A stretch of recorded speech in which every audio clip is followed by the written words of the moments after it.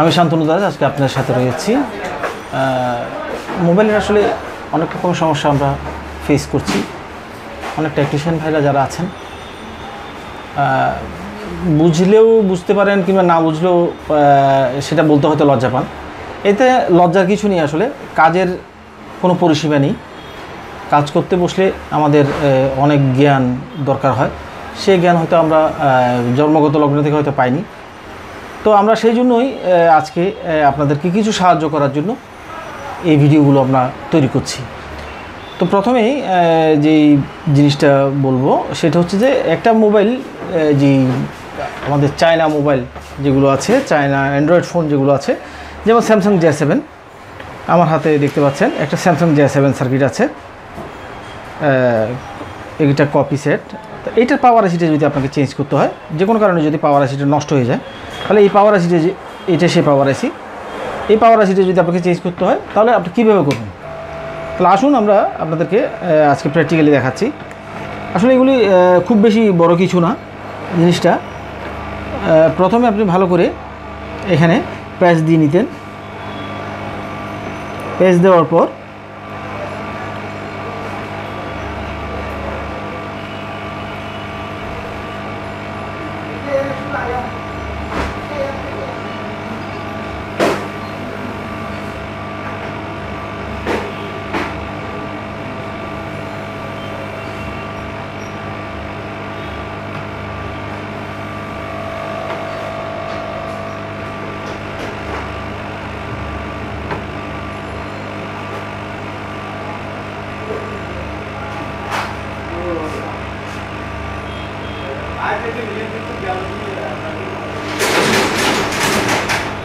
যতক্ষণ পর্যন্ত কোনো আইসি এভাবে ডান্সিং করবে না, নড়বে না, ততক্ষণ পর্যন্ত কোনো আইসি উঠানো সম্ভব না এবং উঠানো উচিত না।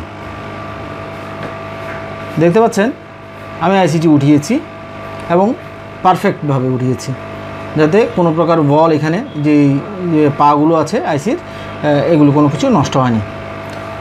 তাহলে আমাদের যদি পাওয়ার আইসিটাকে লাগাতে হয়, আবার আর একটা পাওয়ার আইসি আমরা নিয়ে যদি আমরা লাগাই, তাহলে ঠিক ওভাবেই আবার পুনরায় আমরা মার্কিংটা চেক করে নেব।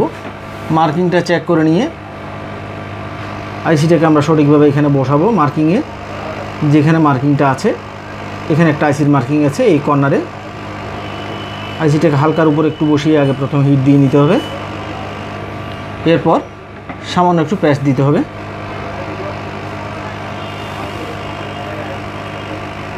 মনে রাখতে হবে এই আইসিটা যতক্ষণ পর্যন্ত ডান্সিং করবে না ততক্ষণ পর্যন্ত কনফার্ম বসেনি।